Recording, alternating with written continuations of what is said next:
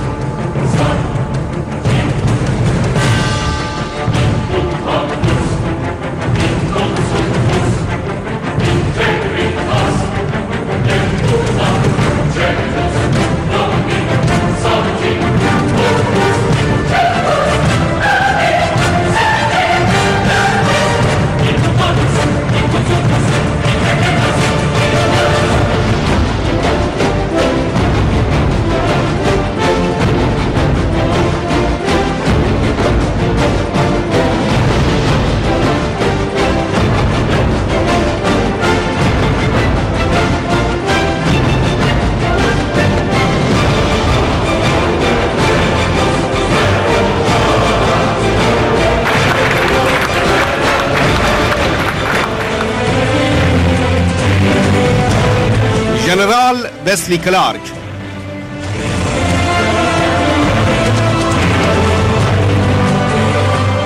اندرو کارد،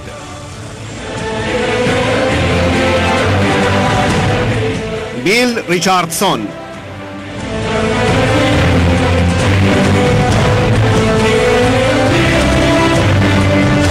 لورد پدی اشتون،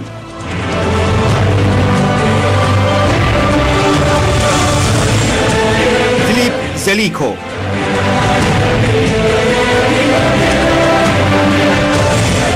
سفیر دل دیلی، آلخو ویدال کوادراس،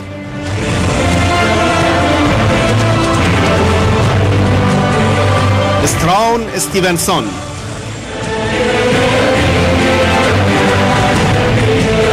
جیم هیگینز،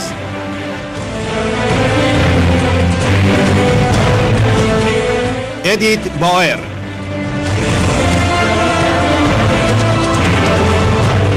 تون کلام،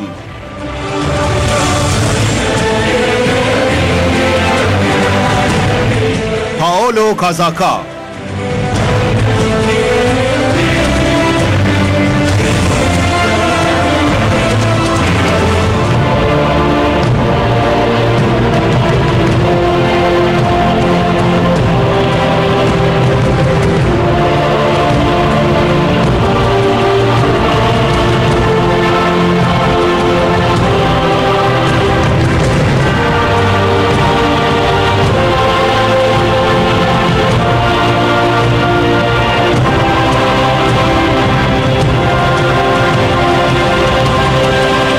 فراخوان اروپایی آمریکایی در حمایت از راه حل اروپا برای اشرف، حفاظت فوری و ممنوعیت جابجایی در داخل عراق. سیاستمداران اروپایی و آمریکایی در یک کنفرانس در پارلمان اروپا در بروکسل، سازمان ملل متحد، اتحادیه اروپا و آمریکا را به اقدام فوری برای دستیابی به یک راه حل درازمدت و مسالمت‌آمیز برای حل مسئله اشرف فراخواندند. شرکت کنندگان آمریکایی و اروپایی در حمایت از راه حل پارلمان اروپا برای اشرف اتفاق نظر داشتند و بر ضرورت خاتمه دادن به سرکوب ساکنان اشرف، از جمله خروج نیروهای عراقی از اشرف، لغو محاصره و شروع تحقیقات بین المللی در مورد کشتار 8 آوریل تأکید کردند. آنها افزودند انتقال ساکنان اشرف به نقطه دیگری در عراق نه عملی و نه منطقی و نه قانونی است و تنها زمین ساز جنایتی بزرگتر علیه اشرف است. شرکت کنندگان دولت آمریکا، اتحادیه اروپا و کشورهای عضو سازمان ملل را به اقدامات ضروری برای تضمین حفاظت اشرف و ساکنان آن، از جمله استقرار یک گروه ناظر دائمی سازمان ملل در اشرف و جلوگیری از انتقال اجباری آنها فراخواندند.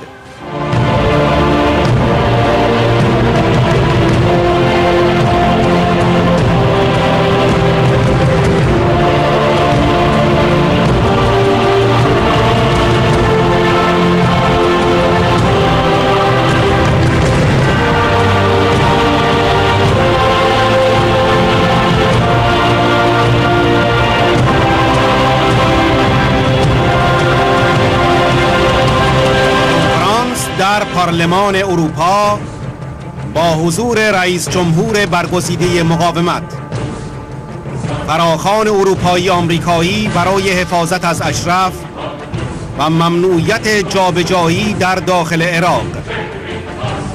4 خرداد 1390، 25 می 2011. So, good afternoon to you all, and be very welcome to this meeting organized by Friends of Free Iran in the European Parliament to discuss on the humanitarian crisis in Ashraf camp. It is a great honor for us to host today at the European Parliament very distinguished American guests. I refer, of course, to General Wesley Clark, former NATO commander and presidential candidate, to Mr. Andrew Card, that was President Bush Chief of Staff, our very good friend Bill Richardson, where is Bill? Former Governor of New Mexico, former Secretary of Energy and U.S. Ambassador in United Nations, Ambassador Del Daly, former Coordinator for Counterterrorism in the State Department, and Mr. Philip Zelikow, former State Department Advisor. It is also a great privilege to have among us Lord Paddy Ashdown, former High Representative of the European Union in Bosnia. And indeed, Mrs. President, we are delighted to have the pleasure of your presence once again in this House, representing at the highest level the National Council Resistance of Iran. As you all know, we have given great attention to the protection of Ashraf residents since the first attack they suffered in July 2009. In fact, we have considered this issue a pivotal duty, and we have promoted several initiatives in past years. I want to mention our resolution in 2009 and our written declaration last year, and also several specific points included in other resolutions on Iran. I do not exaggerate if I say that we have devoted a lot of effort to make of Ashraf a priority in the foreign and human rights policy of the European Union. It has been a long and difficult struggle, but I can state at this stage that we start to see the first results. Better late than never. In the last plenary session in Strasbourg, Baroness Ashton referred widely to Ashraf in her opening speech, and Ashraf was also one of the points of discussion in the Council of Ministers 2 days ago. But we fight against time. On the intentions of Prime Minister Maliki, let me only remember you that the delegation of this Parliament that visited Iraq end of last April, chaired by Struan Stevenson, was not allowed to visit the camp in spite of the reiterated requests by Struan. We didn't get the authorization to visit the camp from the Iraqi government. At present, a very crucial development has taken place that must concentrate all our work from now on. I am speaking of the proposal presented officially and publicly by our delegation for relations with Iraq that is gaining wide support in this Parliament and in many national parliaments in Europe, and for which it would be of decisive importance to have also the support of the US Congress. But the Iranian regime and its Iraqi allies oppose to this European solution and are trying to forcibly displace the residents of Ashraf inside Iraq. The concept of moving the 3,400 residents of the camp to former US military bases elsewhere inside Iraq is simply not acceptable, as it would leave the refugees at the mercy of the Iraqi military. Forcible displacement is in no way a solution, and it has been made clear by US officials. For example, Mr. Jeffrey Feldman, the US Assistant Secretary of State, in a hearing at the House of Representatives in October 2009, stated, and I quote Mr. Feldman, "An Iraqi desire to move Camp Ashraf to someplace else inside Iraq could lead to bloodshed." The Iranian regime and Prime Minister Maliki neither want the Ashraf residents to go to third countries nor to remain in Ashraf. They are after a clear objective, which is the sheer elimination of Ashraf. Reaching these objectives is far more difficult when these people are in their present location, because the Iranian regime and its proxies in Iraq would have to pay a far higher political price, both regional and internationally. That is why they pretend to close down Ashraf and send its residents to a location where far less international attention would be focused on them. The excuse of being close to the Iranian border and so more exposed to being targeted by Iranian missiles is only a myth totally fabricated by the Iranian regime itself. This is the tale that Maliki, on behalf of the Iranian regime, is telling the US authorities in Iraq. Another element I want to touch upon is the misleading campaign by the Iranian regime and its Iraqi agents against Ashraf residents, claiming that PMOI has no support inside Iran. I have participated many times in the resistance annual rallies with the presence of 60, 70, or 80,000 Iranians arrived from everywhere in Europe, America, and other places. I have said many times that I have never seen such large audiences in the biggest gatherings in electoral campaigns of my own party in Spain. One, by the way, of the largest political organizations in Europe, with more than 800,000 registered members. And we have never seen such a gathering in our events. We would like to, but we have never been able to gather so many people. And the NCRI have done it every year, and we have been there, and we have seen it with our eyes. How could the NCRI hold such impressive events outside Iran and be irrelevant inside? Moreover, according to many Western diplomats and officials who have participated regularly in negotiations with the regime on the nuclear program and other issues, the suppression of the PMOI has been permanently the top priority of the regime in all these conversations. In my trip to Ashraf in 2008, I spoke personally with Iranians recently arrived from their country that confirmed the sympathy and support that the NCRI enjoyed in all layers of the Iranian society. I want to conclude by saying that we need to get immediate protection for Ashraf. These 1,000 women and more than 2,000 men cannot feel safe with all these Iraqi soldiers and officers who have already murdered 35 of them in April. Thank you for your attention, and now I would like to give the floor to the President of the National Council of Resistance of Iran, our very good friend, Mrs. Mariam Rajavi. Thank you.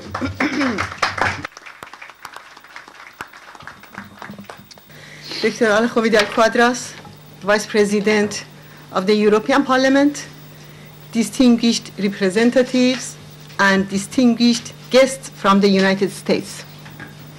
Dear friends, first, I would like to welcome the decision by the Council of Ministers on Monday to work with the UN and US to find a lasting solution for the humanitarian crisis in Ashraf. 48 days after the massacre on April 8, 42 of the wounded remain in critical condition.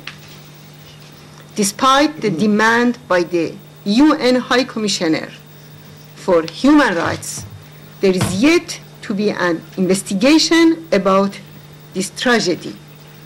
In order to resolve this crisis, the first step is providing protection for residents of Ashraf. The Iranian resistance is prepared, as always, to lend any cooperation to resolve this issue. We welcome the plan presented by the European Parliament delegation for relation with Iraq. The European Parliament initiative also underscores that immediate security of the residents is the absolute requirement of a viable and peaceful solution.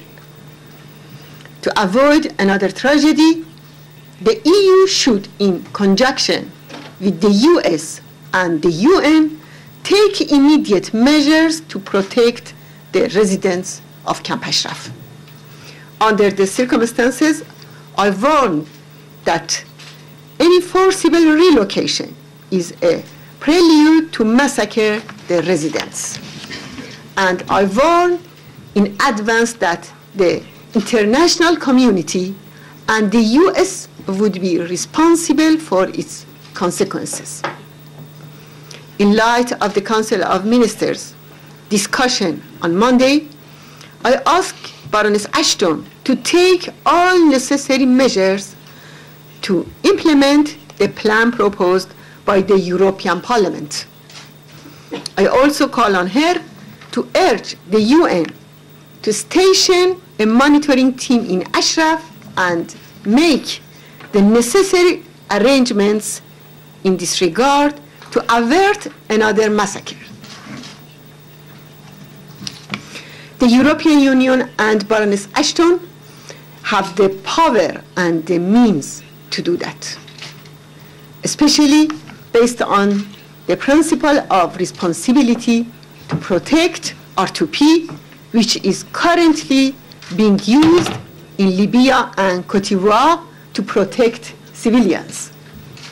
I also ask the US, which has signed an agreement with each resident, to protect them, to respect its obligations, and undertake the necessary steps to guarantee the protection of the residents.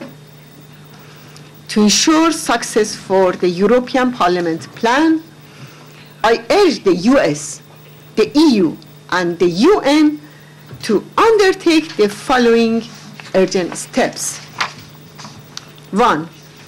Guaranteeing the protection of the residents until a final solution is found. 2.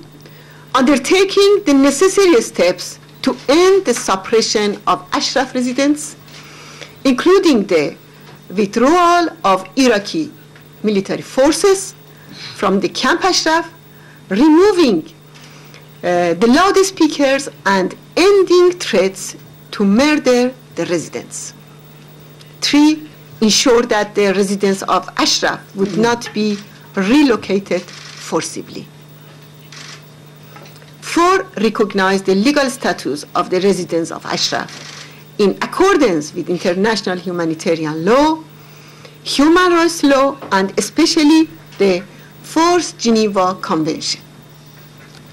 Dear friends, the situation in Ashraf is part of the crisis in Iran.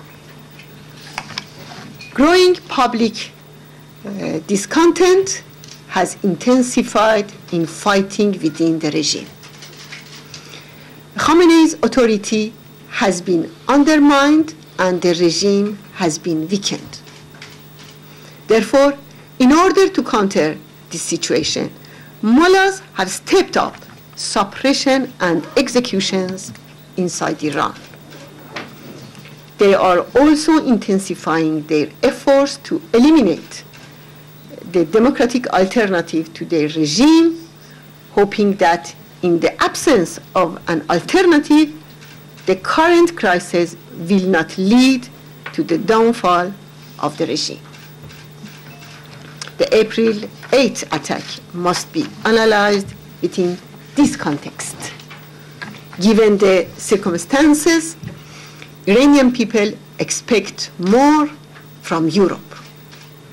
We welcome the decision by the European Council of Ministers to add a number of individuals and companies to the sanction list. We also welcome sanctions of the United States against the Iranian regime. But these are not enough. It's time to stop buying oil from the regime. It's not time to start any round of useless negotiations with the mullah's regime. It's time to adopt a firm position and recognize the Iranian opposition.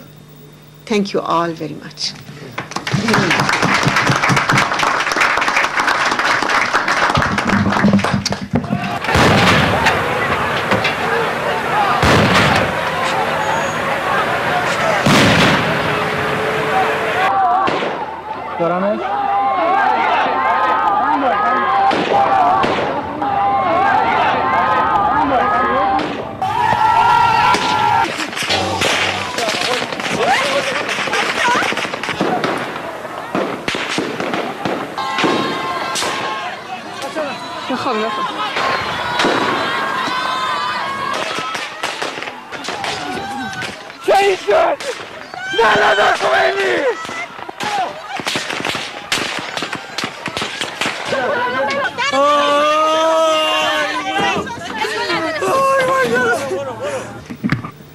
Thank you very much indeed, Mr. Chairman, Madam President, distinguished guests, ladies and gentlemen. Do we need any further evidence on what we've just seen? Such cruelty, savagery, barbarity. We simply have to bring this to an end. I'd like to, first of all, say a word of welcome to our distinguished American colleagues. Your experience here is very important and very symbolic. And I'm also very happy to have here beside me Paddy Ashdown, who has unique experience on the international world stage, diplomatically, politically, etc. His prominence, his presence is highly important in terms of bringing a resolution to this tragic problem. As you know, we're here today to discuss the Ashraf problem. And I'm sure, as I was, that you're all appalled at the video footage that we've just seen, the attack that took place on the 8th of April. This moves me on to the issue of finding a solution to this crisis and ensuring that those residents are protected from further violent assault by Iraqi forces. And it is for this reason, distinguished guests, that I wish to add my wholehearted support to the European Parliament's proposal, which is called the Stevenson Plan, to solve the crisis once and for all. Having visited Iraq and discussed the attack with Iraqi officials, having been denied the right to visit the residents and to see at first hand what has happened, he has since put together a very sensible proposal which has been endorsed by our Iraq delegation, which can and which must now be the solution to the crisis, which all governments, including the United States, must throw their weight behind. First and foremost, it is clear that negotiations over the ultimate transfer of Camp Ashraf residents to democratic nations in the West cannot begin until Iraqi forces withdraw from the camp and allow the residents to receive all the necessary treatment, basic humanitarian right denied to them at this juncture.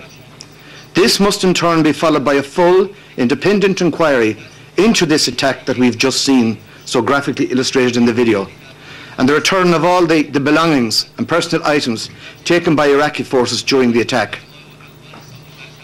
However, in the meanwhile, the protection of the residents must be guaranteed by United Nations-led force. For as long as Iraqi forces remain within the camp's borders, with their guns trained at the residents, then no meaningful discussions can be held. The international community, led by the EU, must now demand that a UN-led team take control as Madam President has said, over the protection of the camp. Any attempt to talk of displacement within Iraq must be immediately resisted and quashed. The international community, as has already been said, led by Baroness Ashton, President Obama and others, must now at last throw its weight behind the European Parliament's proposal to protect the residents and once and for all set the ball rolling to protect a group of Iranians to whom we all owe so much. And I want to stress this point. I also want to use this opportunity to call on the United States government to follow the example of Europe and remove the name of the PMOI from its black list. There is no justification to keep them on this list. This movement and its leader, Mrs. Rajavi, are the best chance of a truly diplomatic Iran. Mrs. Rajavi, as a competent leader of this opposition and as a great symbol for this big war against Islamic fundamentalism, from our experience in the European Parliament here, we know that the Iranian regime fears them more than anything else, and this should be enough for anyone who wants to judge them fairly, that the PMOI as a democratic movement which advocates a tolerant and progressive Islam is the real alternative to this fascist religious dictatorship. Thank you. Thank you, Jim.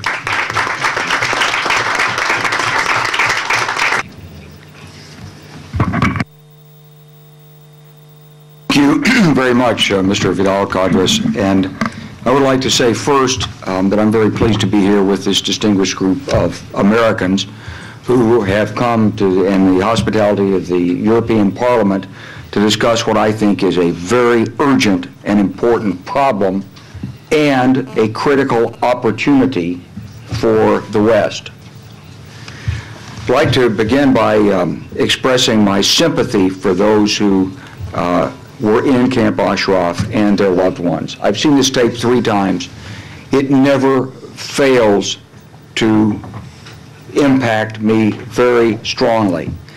I spent 38 years in uniform. I helped negotiate the peace agreement in Bosnia with Richard Holbrooke, and I was the NATO commander, and I think I know a war crime when I see it.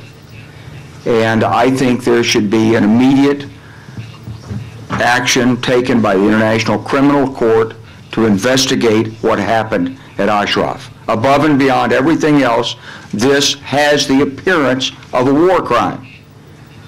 And it needs to be dealt with properly and legally. Just like every other government is responsible, so should the Iraqi government be held accountable. These were Iraqi soldiers. So every time I see this tape, I feel very strongly about this. Mr. Vidal-Quadras said that this is a race against time, but it's also a fight against tyranny. And I think that as much as the humanitarian concerns right now are the overriding issue, I think one cannot set aside the strategic imperatives that are present here also.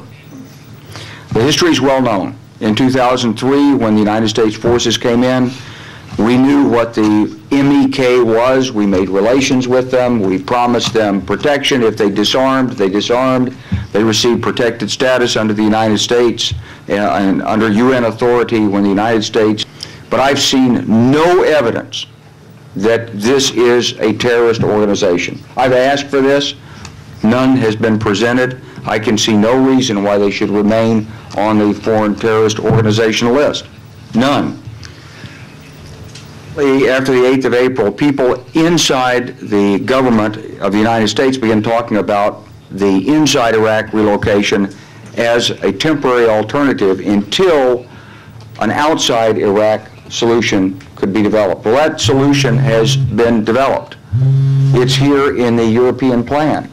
And I think that it should be supported, not only by European governments, but also by the United States. And I commend the European Parliament and its delegation and Stern Stevenson for leading this effort, and for Patty Ashdown as well, to make this happen.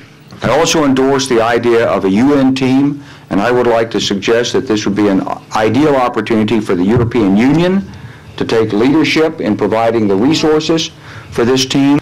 I want to call again on the on the investigation, not only by the United States and international authorities, but by the International Criminal Court to look at what happened at Camp Ashraf. I hope the United States government will move to support and in the meantime, to provide the medical treatment, the protection, and the investigation so that the people in Camp Ashraf can be treated and protected, and those responsible for the events of 8 April be held accountable. This brings me then to the strategic issue. It's well known that the Iranian government has a long, long reach. Iranian dissidents have been assassinated periodically over the years worldwide. The actions of the Iranian government in the Middle East, outside the borders of Iraq, of Iran, are well known. And it should be a real issue for people to ask, how can a group of 4,000 women and 2,000 men who are disarmed in a camp inside Iraq attract such focus from the Iranian government that they would put so much pressure on worldwide to attack this group? I was in a conference in Los Angeles 3 weeks ago, and an unofficial representative of the Iranian government, at least that's what he's reported to me, came up to me and told me and warned me about this group. It's a worldwide campaign against this group. Now, you have to ask yourself as a strategist, why would this be? How can this group be so powerful? If nobody in Iraq believes in them, nobody supports them, then why wouldn't the Iranian government just ignore them? Why make... So, it must not be true. This group could be the key to opening the third way of dealing with the crisis in Iran that is surely coming. Preserving these people and recognizing the extraordinary influence that they have, obviously, is not only a humanitarian imperative, it is a strategic imperative. Thank you.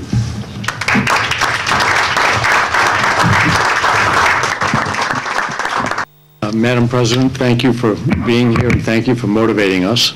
And I really thank our friends in the European Parliament for providing momentum to the motivation that you provide us to find action, because this problem has been talked about for a long time.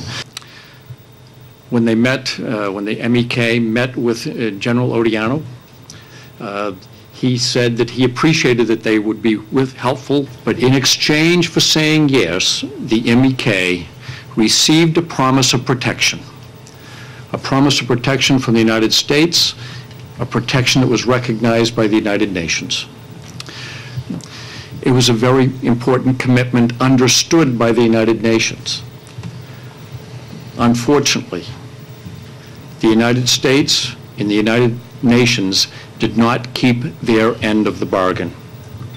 I believe that the MEK did keep their end of the bargain, and that they are allies in the war on terror, and that they did lay down their weapons. It would have been very easy to pull them out, or to reconstitute them to fight a battle that they didn't invite, that visited them on April 8th of this year.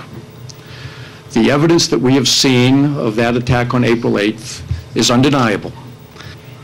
But the evidence is undeniable. And it is embarrassing to sit here and say that happened after a promise had been made. I'm also embarrassed because good people, strong people, who have not asked for help, they've only asked for protection, did not have that protection when they needed it most. The MEK are a wonderful people that have built not a refugee camp, but a city of hope that is remarkable. When you say Camp Ashraf, most people think of tents and people in poverty and people struggling. But Camp Ashraf is a vibrant city with schools and hospitals and educated people. 3,400 people, productive, adding value to their people and adding value beyond the community of Camp Ashraf. They can't be part of the world where they are. We have an obligation. I think every human being has an obligation to pay attention to the outrage that happened on April 8th. I think the United States has an obligation to feel guilty that their promise of protection wasn't kept, even when the obligation was transferred legitimately to the Iraqi government. But the Iraqi government did not meet any of their obligation. So we're calling attention to the challenge. We do have a moral obligation as a people. I think I have a moral obligation as an American to call attention to the problem and help to better understand the solutions. And again, the solutions will not be easy. And I compliment Representative Stevenson for the solution that you put forward and that the European Parliament has called attention to. But it's an important solution that should be considered. So I'm proud to be here. This is an interesting gathering of people with some pretty phenomenal titles. We have presidents and lords and generals and representatives and governors and ambassadors, and we have professors. But the truth is there are 3,400 real live people who are good and are part of the solution that are denied a chance to be a bigger part of greater solutions that the world desperately needs. So I say, call attention to the problem. The media, where are you? Policymakers, where are you? The MEK is not a terrorist organization anymore, and they haven't been for a long time. Delist them. Thank you very much.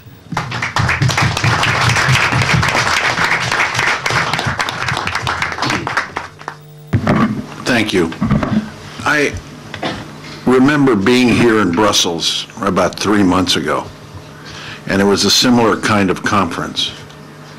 And the warnings were that there would be a potential massacre at Camp Ashraf, and it happened. You know, we're all politicians, resolution here, option here, but I think the video shows that human beings were massacred, and it was very clear who did the massacre. So the human side, I believe, needs to be once again emphasized. Well, the Arab Spring is taking place, and I think it's very healthy. We can't just continue talking and wishing.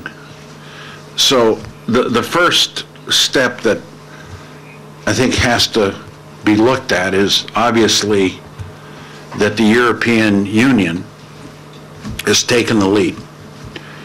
And I believe we need to follow you. And here I think Sturen and Alejo and Patty and Paolo, all of you deserve enormous credit for making this trip, Sturen, for very clearly outlining options, for fighting, and so my hats are off to the European Union here. And I know there's always tension, the United States, the EU, you know, who goes first, but you've gone first and you've done the right thing. I want to also stress the MEK issue. We've talked about Camp Ashraf, but the MEK issue is sort of the vehicle to do so many other things to strengthen the opposition movement. And what else has happened with the delisting issue? Well, something good. The French judicial system coming out with basically a report saying that they've conducted an investigation. Initially, there were reports of terrorism, but there isn't any. I mean, that's the conclusion. The French judicial system. What other steps have been taken? Continued valuable intelligence by the MEK about the Iranian nuclear program. What else has happened? The Iranian regime in Istanbul basically saying, oh, you want us to clean up our nuclear program like we agreed we would? Oh, by the way, we're not going to do it. in Istanbul. And so the rationale for a dialogue is gone.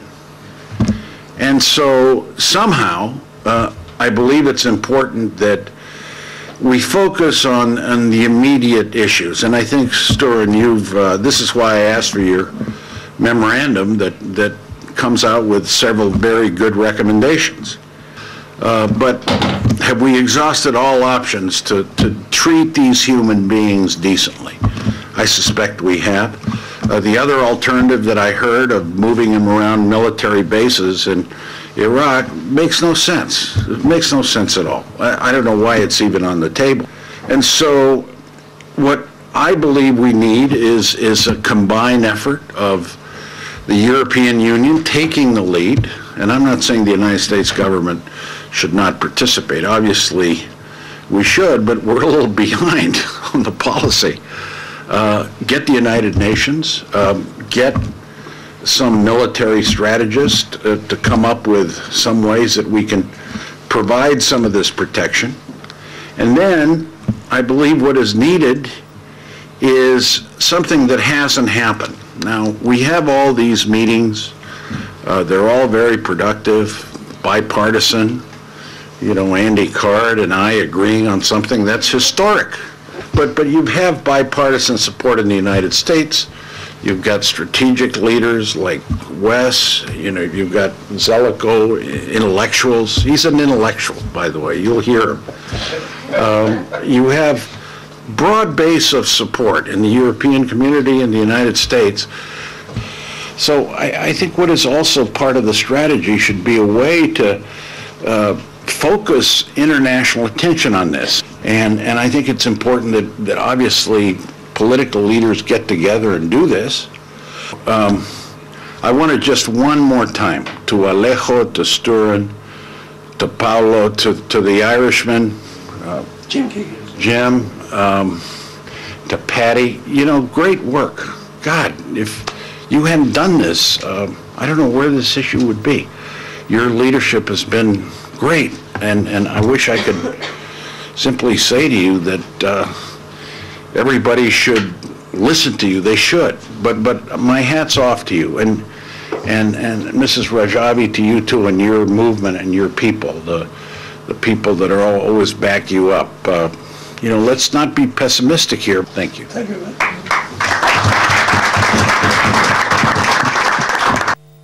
My approach to this is to ask myself, if I was still in the job that I had held at the State Department, say back in 2006, and this problem was on my desk, what would I have done to solve it? What would I do now? What recommendation would I make to Secretary Clinton if I was still in my old job?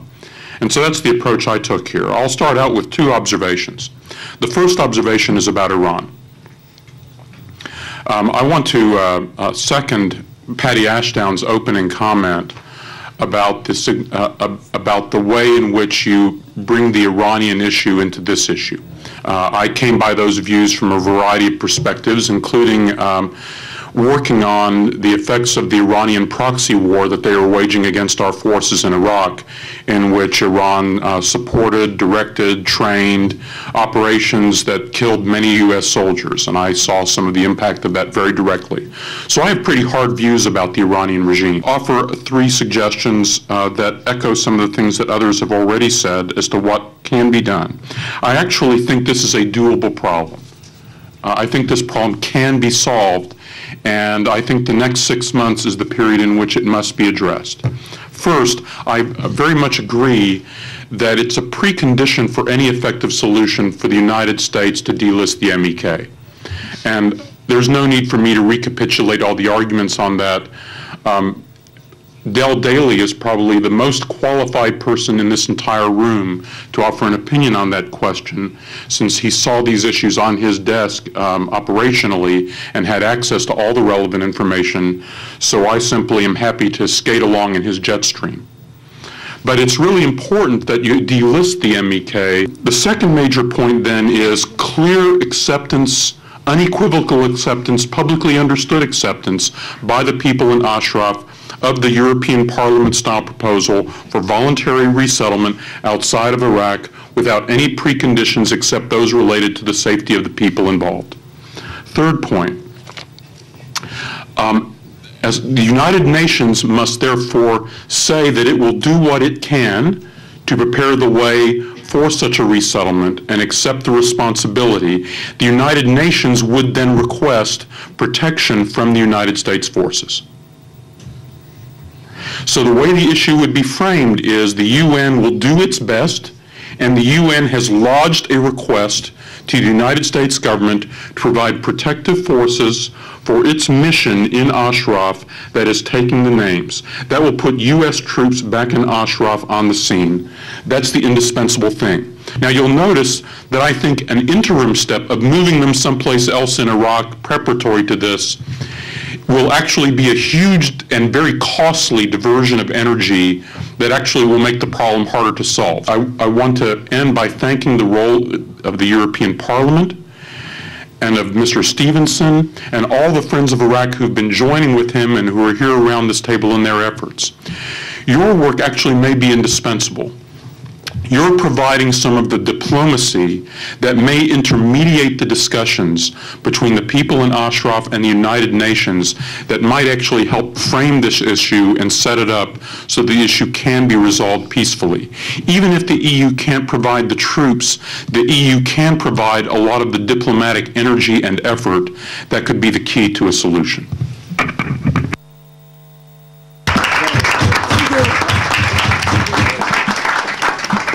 The elimination of Camp Ashraf was first attempted 29 July 2009. It has been continuously squeezed till 8 April 2011. They view themselves justified in attacking Camp Ashraf. The terror list has brought Iran and the United States to being on the same team. It is confusing to ourselves and, more importantly, to the world. How can we be on the same side as Iran? And the terror listing must be stopped, and that's a message for Secretary Clinton. Take the MEK off of the list immediately. It is within her capability and hers alone. It is an executive branch authority. The United States and Secretary Clinton are confronted with two extremes in the foreign policy towards Iran. On one far side, there's complete and total acceptance of the status quo. On the other far side, we have forceful military actions to compel compliance by Iran.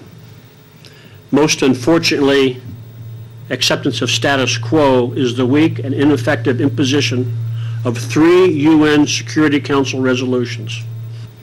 On the other hand, the foreign policy to compel Iran into compliance is just not achievable now. The U.S. and allies are too consumed with Iraq, Afghanistan, budget and economic woes to start another military effort. Add those actions in concert with Libya, Bahrain, Syria, and one can see that the world is busy. And while all this is going on, it allows Iran to pursue its goal of regional dominance and continued development of the dreaded nuclear weapons. But please listen. There is an alternative, a middle way that will dramatically affect Iran, distract them from their unacceptable adventures, and potentially create a regime change, a democratic regime change in Iran. This middle way is merely the support of the Iranian opposition, the support of the Iranian resistance, the support of MEK. We can and should do so. They don't ask for anything. They don't want money, weapons, people, logistics, or other support.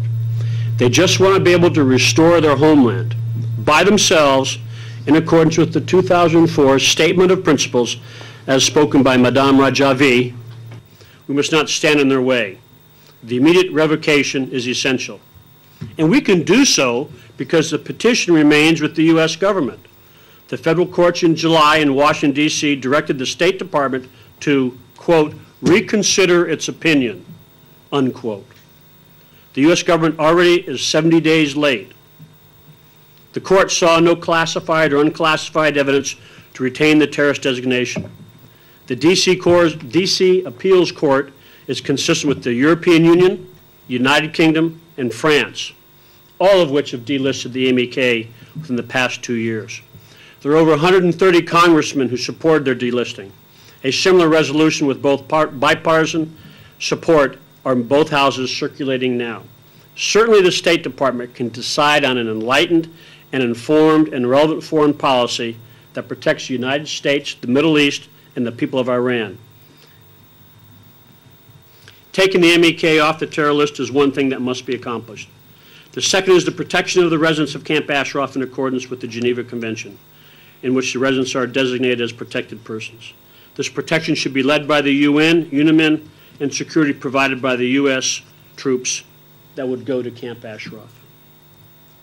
We must stay engaged, stay strong, and stay relevant as a world power, and focus on the real enemy, Iran. Second, U.S. diplomats are recommending an internal relocation of the MEK and Camp Ashraf deeper into Iraq. This is really totally unacceptable. It is not a solution, whether it's temporary or permanent, if it stays inside Iraq. Finally, 2 weeks ago, the French government eliminated all, quote, terror charges originally filed against the MEK in 2003. This is a great victory for the MEK. As a result, this even adds to the compelling legal actions for the U.S. to remove the MEK from the terror list.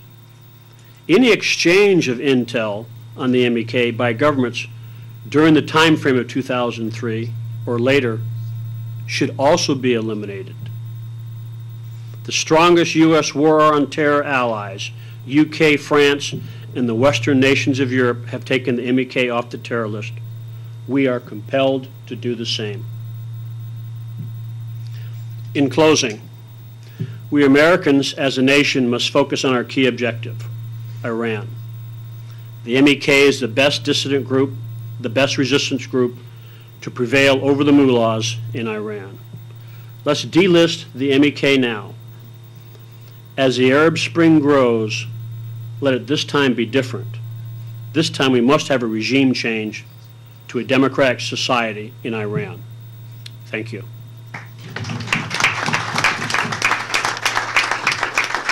Ladies and gentlemen, I want to speak, if I may, of politics, of moral obligations, of legal obligations, of plans, but above all, of urgency. I will have some thoughts which I'd like humbly to submit to you. I'll have a message which I hope that Washington might be inclined to hear, and I'll end with a message that I hope the European Union may want to hear. First of all, let me say something which puts me slightly at variance with my colleague Jim Higgins and my old friend Wes Clark. There is politics involved in this, but I'm not sure it advances the case of humanity and compassion, a case which is based fundamentally not on politics, but on human rights of the people suffering desperately and under constant threat in Ashraf camp, to mix the politics with this. I'll be very blunt with you. I support and admit second place to no one in my support for the extraordinary courage and determination of those who seek freedom in Iran against a bitter and terrible tyranny. The single issue to me, and I shall return to this at the end, is the urgency to provide protection to these people. That is the single issue on which we should concentrate. If we succeed in that, if we succeed in finding real protection for those suffering in Ashraf, we open up the possibility to all the other things that we then wish to see. And I would believe that it would be better for us just to concentrate very fiercely on that thought. Let me talk first of all about moral obligations. And I hope Washington understands this.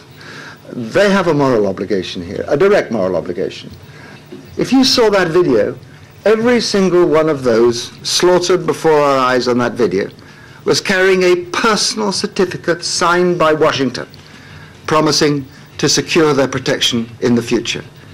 It is difficult indeed to believe that, at least in that case, that is not a promise that has not been betrayed. A big word, betrayed, that Washington should understand that. And if this gets worse, ladies and gentlemen, and my view is it will, then there is a terrible burden of moral obligation that rests at Washington's door. Now, Washington says, well, we have put aside our legal obligations in this and we've handed them over to the Iraqi government.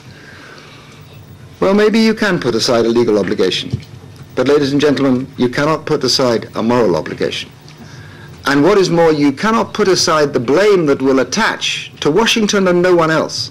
Washington should understand, I hope they do, that handing over a legal obligation to someone else, even if you may do it, and I doubt that, does not remove you from the moral consequences and the blame of the world if that should happen, which God forbid it should in the future.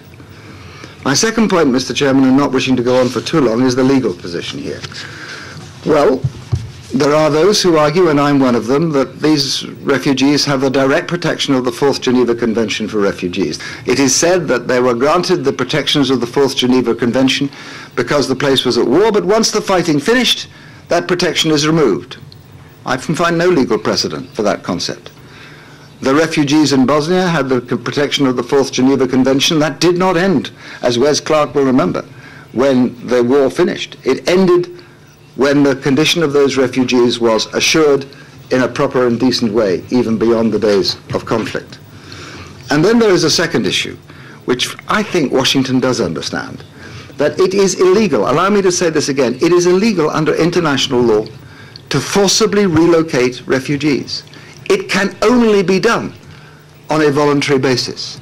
Let me just remind you, if anybody, Iraq or anybody else, were to act to forcibly relocate these people, they would be acting in direct contravention of international law, and anybody who aids and abets that process by standing aside when they could stop it is at least party to that act. There is only one way that these can be moved, and that is on the basis of voluntary repatriation. So talking about voluntary relocation is a very important part of our campaign, it seems to me. Ladies and gentlemen, I want to finish now. There are plans. There are many of them. Struan's is one. So my message to the European Union is this: we need to get some monitors in there. I don't say a company of soldiers, though they'd have to be protected by the United States, of course, we understand that. Maybe that's an obligation the United States should fulfill, if others will take from them the obligation they gave to every resident to protect them themselves. It would require only a monitoring team in there to prevent this happening. Now, I hope that could be done by the UN. I find it impossible to understand why the UN refuses to do this. I'm told it's because the UN consider it too dangerous. I mean, I thought the UN was there to protect others from danger, not to protect itself from danger. But if it requires the United States detachment to provide protection for that, then let it happen, but let it happen soon. And I hope that the European Union, I hope Baroness Ashton, with whom I spoke earlier today on this matter, will now use the full power of the European Union to persuade the UN to take that action, and take it very soon. If that doesn't happen, but it's very much a second best, then I hope the European Union will step in and do it itself. Thank you very much.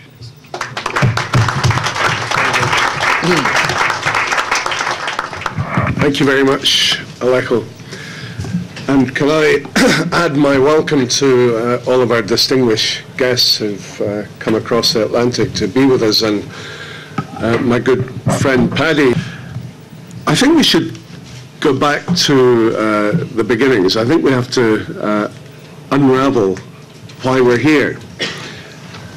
Because we recognized the regime in Iran as the most tyrannical, the most dangerous regime in the world today. And these 3,400 people in Ashraf have been at the front line of opposing that regime. People who support the MEK inside Iran, where, by the way, it's a capital offense under the Constitution to support the MEK, where even parents of people in Ashraf have been executed for visiting their children there. These people have risked their lives and continue to risk their lives daily about what's happening in the nuclear program, about the preparations that they're making to provide delivery systems for nuclear warheads.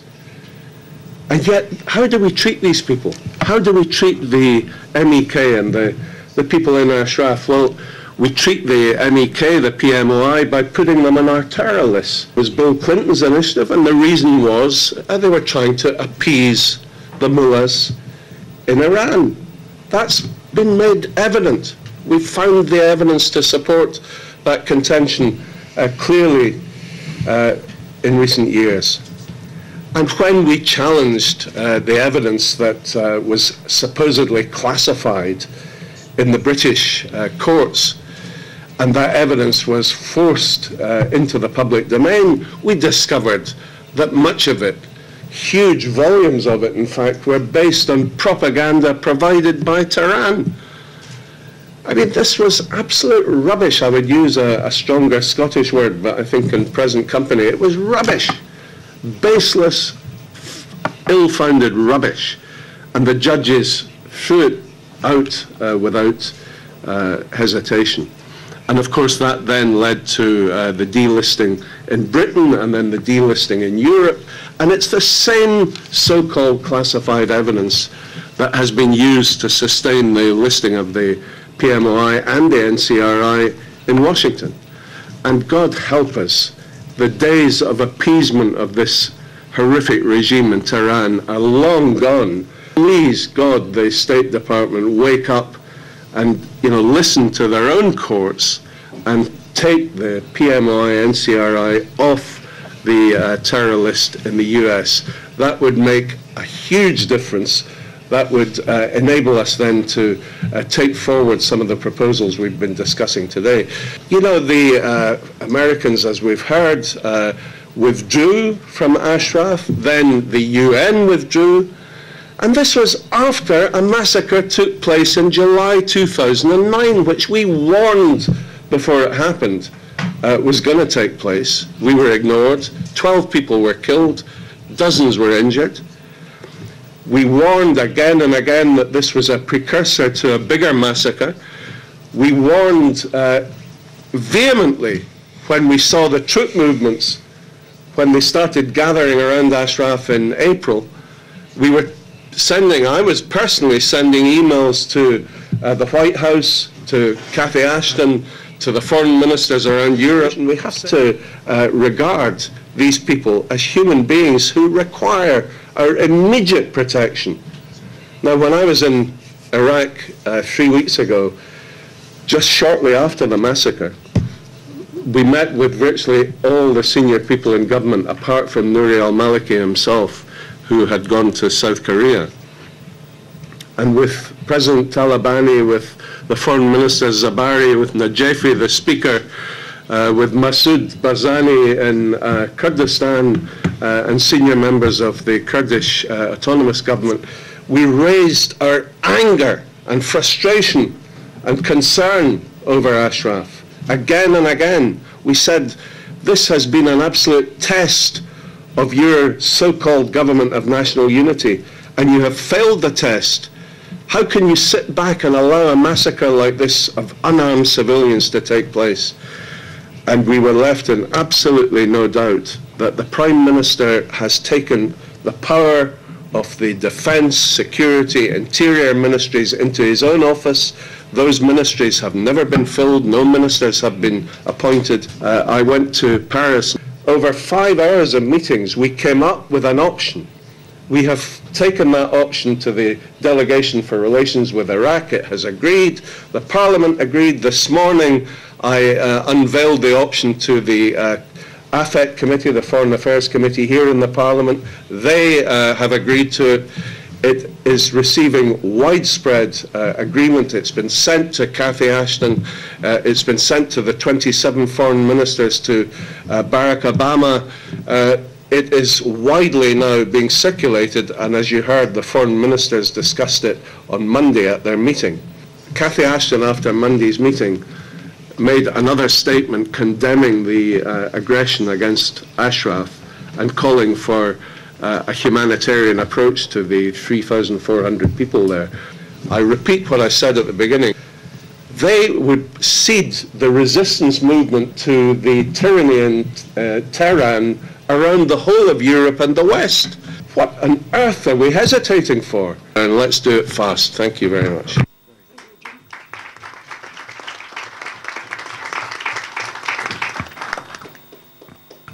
I'm extremely grateful to our American friends for sharing and assessing our common responsibility for this issue, because it's one of the major paradoxes of international politics. Iran is regarded as a major threat to international stability and peace, and at the same time spreading terrorism throughout the region. The main opposition group is labeled as a terrorist one and blocked in its activities. And the common denominator of this situation is appeasement, as Struan has always pointed out. It's realpolitik, it's hypocrisy. But here in this case, I think there's a unique chance to combine moral responsibility and international strategy, because we have to address the Iran issue, and it's a major chance to do it now. As Wesley Clark has pointed out, the window of opportunity, some time to act, and Iran is ready for changes. It's a moral issue, and the people who stood for their freedom and human dignity unarmed deserve our respect, because otherwise they would have been loaded to the trucks already and transported to the prison camps or to Iran. I think we can take this moral lead once again. I'm very much encouraged by today's meeting, and I think for all of us and for the European and US foreign policy, Iraqi conduct toward Ashraf inhabitants is to be regarded as a test case for fledgling Iraqi democracy, for their respect of human rights. Thank you. Thank you. Thank you so much. We are responsible. We are responsible, and I am really very grateful to our colleagues who are coming from very far to support the common interest and collective effort to prevent humanitarian crisis in Camp Ashraf. I, as hundreds of our other colleagues in European Parliament, view Mr. Stevenson's initiative as possible proposal, welcomed also by Baroness Ashton. But I cannot imagine that we could allow that injured persons will not have any access to proper medical care, that responsible offenders will not cooperate, or Iraqi government will not cooperate with an independent international investigation into the crimes committed in April and May. The realities on the ground and surrounding the camp support one irrefutable truth: any enforced relocation of the residents will lead to a greater humanitarian catastrophe and therefore cannot be practicable or long-term solution. At the end, as a chair of European Parliament Solidarity Group with Women for Free Iran, I would like to sincerely wish the best for all those courageous Ashrafis who are holding the beacon of hope and freedom, especially the brave 1,000 women who have lost 8 of their colleagues in the recent violent assault of Iraqi forces. Thank you very much, and thank you very much to the European Parliament to have invited me and having given me the opportunity of sharing with you such an important issue. I would like just to make 2 points where I think really my experience allows me to tell you something. I was 7 times in Iraq. They did say all the time is that they would never allow to dissociate themselves from the organization, and they would never accept that they would be divided as for of course, the most important people that the Iranian regime wants to assassinate, for them to be picked up, because they have their solidarity with the whole of the 6,400 members. This is clearly the position either of the leaders or of the common person in Ashraf. There are terrorists there, yes, in the government of Iraq. Mr. Maliki and the other people of the Badr Brigades, they have a curricula, an extensive curricula of terrorism, and they didn't change. They did not change a bit. They are terrorists and they are liars. When they speak about moving the people of Ashraf, they do not at all consider to move them. It's only a technical device to pick them one by one and do whatever they want. Their word cannot be trusted. The only way to deal with them is to show very clearly through the United Nations, well, you have really a lot to lose if you go on behaving like that. Well, there is Gaddafi, there is Assad, and Maliki. Watch it. There is no other way. They don't understand any other language. I am absolutely convinced. Thank you so much for the invitation. Thank you very much indeed, Paolo. I think our colleagues from the European Parliament, and I hope our colleagues from the PMOI will agree, that of all of the meetings that we've had, this certainly was one of the most productive, in that I think we really teased out in considerable detail real, practical and doable solutions. We need a threefold approach: the United Nations, the US and the EU, to working together in a grand alliance of support for the people in Ashraf. We need to delist the PMOI from that infamous blacklist, because, as has been said plainly and unequivocally, there is absolutely no threat. They are pacifists, they are democrats, and they deserve our full support. And last but by no means least, can I express our deep gratitude to our colleagues from the United States. Your presence here, your solidarity, your support, your eloquence, and your common sense in relation to dealing with this issue is deeply, deeply appreciated. And it gives me great pleasure now to ask our President, Miriam Rajavi, to say a few words by way of conclusion. Over to you, President. Thank you. Je voudrais remercier tous nos amis européens et aussi nos amis américains qui ont exprimé leur soutien à la résistance iranienne et les résidents d'Ashraf. Ces soutiens sont très précieux et je suis sûre qu'on peut réussir si on accélère nos efforts, spécialement dans ces situations. Et comme vous savez, le printemps des pays arabes est en train de se développer et le peuple de la région veut la liberté et la démocratie. Le peuple iranien, le peuple en Égypte, en Tunisie, en Libye, en Syrie et dans d'autres pays. Mais les mots-là sont des menaces pour ce développement. Et il faut réagir pour aider les aspirations du peuple iranien et du peuple dans la région. C'est pourquoi je pense que nos efforts ici, ce n'est pas seulement pour le peuple iranien, n'est pas seulement pour les résidents d'Ashraf, c'est pour le peuple dans la région et pour le monde entier. Parce que le régime de Mollah est menace pour la paix et la sécurité dans le monde entier. C'est pourquoi je suis sûre qu'on peut réussir ensemble. Merci encore une fois. Merci de votre attention.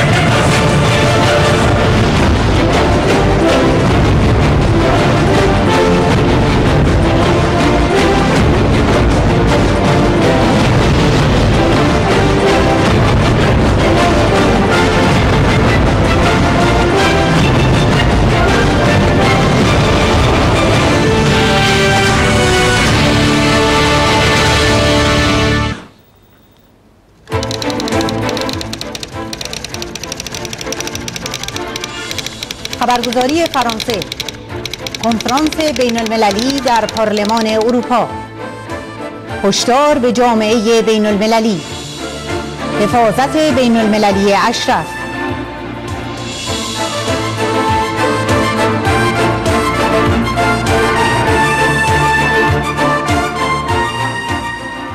پارلمانترهای اروپایی و چندین شخصیت آمریکایی چهارشنبه در مورد وضعیت کمپ اشرف واقع در شمال بغداد که مخالفین ایرانی را پناه داده است هشدار دادند.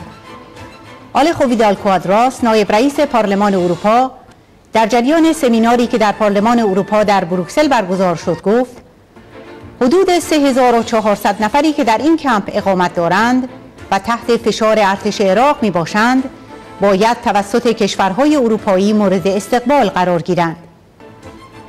وی نسبت به یک جابجایی اجباری مخالفین ایرانی و پراکنده کردن آنها در عراق هشدار داد و تأکید کرد که چنین کاری آنها را در خطر قرار خواهد داد. ژنرال ارتش آمریکا وسلی کلارک، فرمانده قبلی ناتو، و همچنین سفیر پیشین ایالات متحده در سازمان ملل بیل ریچاردسون به نوبه خود خواستار آن شدند که ساکنان کمپ اشرف تحت حفاظت بین المللی قرار گیرند. خبرگزاری فرانسه گزارش داد خانم مریم رجوی، رئیس جمهور برگزیده مقاومت ایران که در جلسه شرکت داشت نیز اظهار داشت که هر گونه جابجایی اجباری در عراق زمین ساز قتل عام ساکنین اشرف است و من به جامعه بین المللی و ایالات متحده هشدار می دهم که مسئول عواقب آن خواهند بود. مریم رجوی گفت 42 نفر از مجروحین حمله 8 آوریل در وضعیت بحرانی به سر میبرند و از مداوای پزشکی محروم میباشند.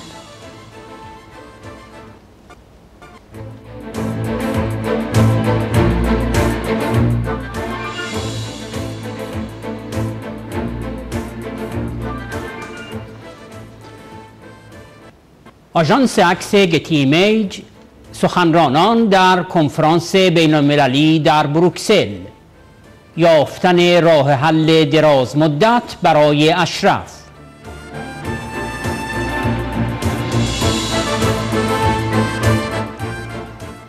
خبرگزاری عکس گتی ایمیج با مخابره عکس‌های کنفرانس بین المللی در بروکسل را انعکاس داد و نوشت برای یافتن راه حل دراز مدت برای اشرف.